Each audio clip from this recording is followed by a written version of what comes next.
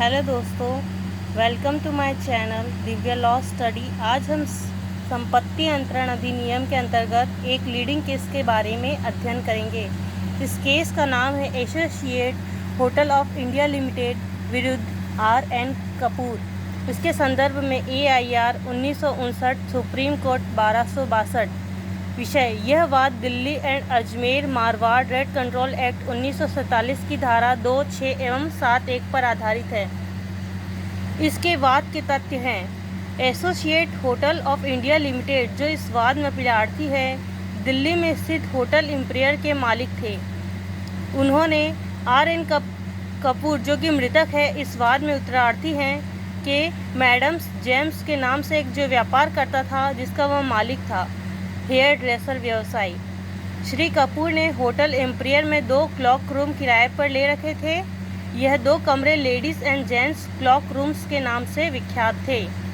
विलेख के अनुसार श्री कपूर ने 9,600 वार्षिक अर्थात 800 रुपये प्रति माह की धनराशि पर होटल एम्पियर में से किराए पर लिया था। दोनों पक्षों की सहमति से किराया 8,400 वार्षिक अर्थात 700 रुपये मासिक कर दिया गया था।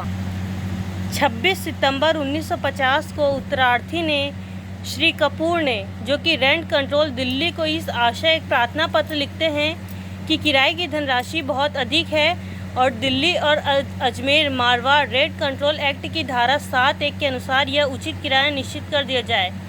अपीलार्थी ने रेंट कंट्रोलर के सामने उपस्थित होकर इसका प्रतिवाद इस आधार पर किया कि इस वाद में विवादित परिसरों के संबंध में उक्त अधिनियम का प्रवर्तन नहीं हो सकता था, क्योंकि ये परिसर होटल में है।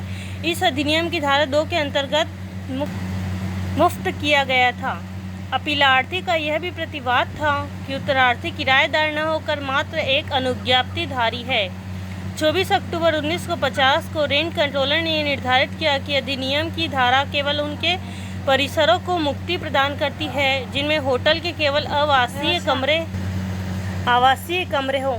इसलिए इस अधिनियम का प्रवर्तन उक्त परिसर के संबंध में होगा।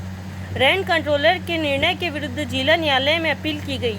जिला न्यायालय ने रेंट कंट्रोलर के निर्णय को रद्द करते हुए अपील को स्वीकार किया और अपीलार्थी के पक्ष में निर्णय दे दिया।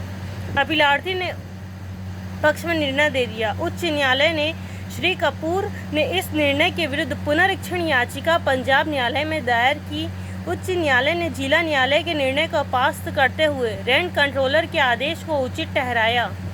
उच्चतम न्यायालय ने बहुमत से अपील को स्वीकार करते हुए यह निर्धारित किया कि अपीलार्थी द्वारा किराए पर दिए गए कमरे उक्त अधिनियम की धारा 2 के अंतर्गत होटल के कमरे थे और उत्तरार्थी द्वारा किया गया दावा अनुचित था। अपील को स्वीकार किया गया।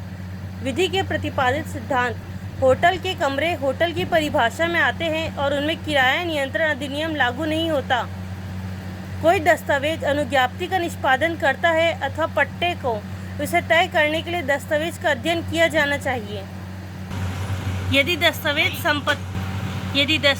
संपत्ति के हित का सृजन करता है तो यह पट्टा है, और यदि दस्तावेज किसी वस्तु के प्रयोग मात्र का अधिकार प्रदान करता है तो वह अनुज्ञप्ति है।